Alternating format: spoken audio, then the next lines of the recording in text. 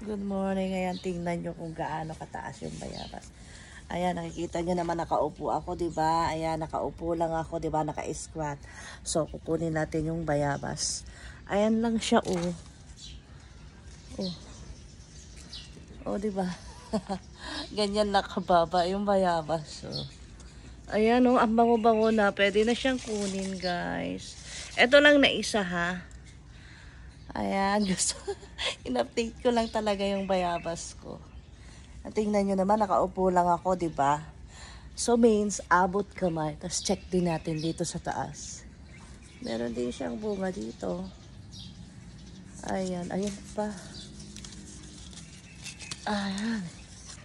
Meron siyang bunga. At alam nyo ka ba guys, sa lahat ng prutas, ito yung pinaka masustansya. Yan. Kasi lahat ng vitamins nandiyan. Ayan, kain tayo ng bayabas. Mamaya ko na siya kukunin. Bye!